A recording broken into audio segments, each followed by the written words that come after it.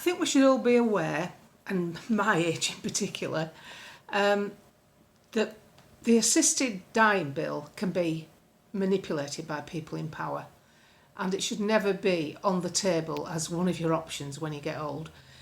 I understand that people sometimes have painful and lingering deaths, and you see younger people suffering from conditions that have left them bedridden. That isn't good.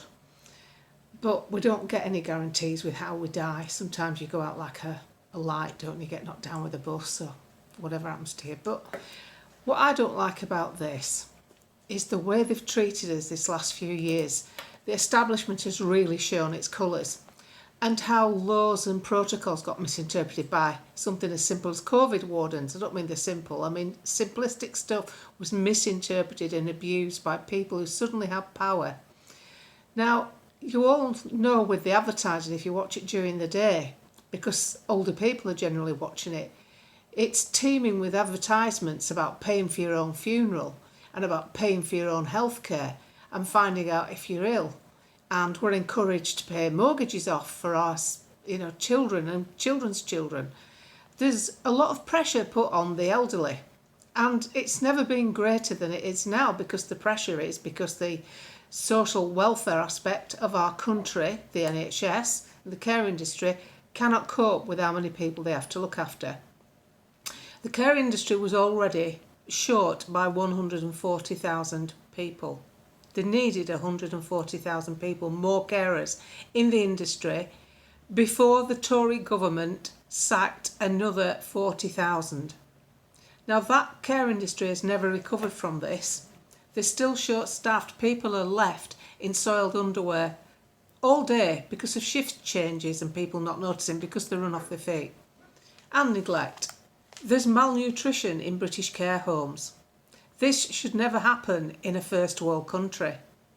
Then we get the story in the Daily Mail of a 94-year-old woman who broke a hip in the street and was left lying on the floor with a broken hip, waiting for an ambulance for 5 hours, as passers-by tried to cover her up and give her some warmth.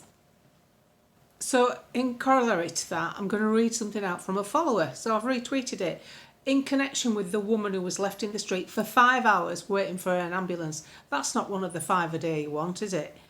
The NHS, the ambulance service, said they can't come any quicker because she isn't a priority. She's in her 90s, she's broken hip, she's in the street, it's winter time, it's cold. Someone's responded, she sounds like a health professional to me. She's put, she is a priority. The NHS should know that hip fractures are very high morbidity rates, also costing NHS billions. That's why we have fracture liaison nurses and bone density services within our NHS. This is absolutely dreadful. This initial treatment for this patient is wrong. Now, she sounds like a health professional to me. And you only have to see that this woman is lying in the street. I can't even believe I'm saying it. And we've got a government voting on assisted dying. If this is how they treat the living, what hopes do we have as someone who needs to ask for their own death? I don't think this bill should be passed. Nigel Farage voted against it. Apparently, I'm told it's one of Keir Starmer's pet projects. And just after the bill was read out and voted on, Keir Starmer took the trouble to cross the floor and speak to Nigel Farage. It seemed pretty pleasant in the beginning. Obviously, they're not at each other's throats all day long. But then Farage looked rather serious towards the end and they parted company. It seems funny that he took the trouble to cross just after this bill and Farage voted against it. I think this is really bad news. I think it's going to be pushed like an option. In Canada, a woman who went to ask for a stair lift because she was getting older and she needed one, got offered assisted dying because they've already got it in there. They've accepted it. Another woman in Canada who's got a chronic back problem she's only in her 40s, a stronger painkiller, and was in the appointment with the doctor where he discussed assisted dying. Why would you say that to someone in their 40s? How is this going to be misinterpreted and misused? We all know what the Liverpool pathway was like. And the thing is, surely we should be putting more money into palliative care and the care industry. We can't just lock it off saying, oh, well, it's not covered by the NHS. Oh, well, we didn't expect so many old people. There aren't really any more old people than there were generations ago. All there is a bigger population, so there's bound to be more old people. And if you're supposed to be looking after us on the one hand for our health, I don't understand how you can be so neglectful when we get near the finish line. Because I just think this will get abused by politicians, people who stand to gain, people who want to make way. You've seen what the WAF think. They all think we should pop a pill at 75. Just live your life and that's it, make way for the next round of people. Well, I don't see life like that. I think you should be able to live your best life the way you want to live. I think you should have your freedom. And I didn't sign up to live in a communist country. And I think this bill is absolutely riddled with pitfalls. There are facilities for you to have assisted dying if you go to the Dignitas clinic in Switzerland. There are other places you can go to. And in some instances, I think a form of assisted dying goes on. I'm not meaning in a callous way. I'm just meaning in a, the way the NHS treat it. But it's not a good way. It's death row drugs and starvation, basically, if they stop feeding you. So it's just a minefield.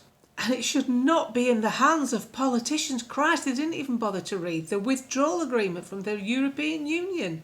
They're not going to read this properly. They're all going to have their own opinion. I'm sorry, but younger people voting on this are nowhere near the finish line. They're not going to have the same feeling about, whoa, just a minute, I want to have a say in my own life.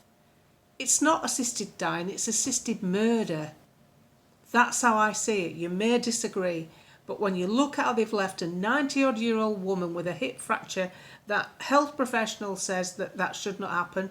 Hip fractures have a high mortality rate in the elderly. And she's left outside in the street.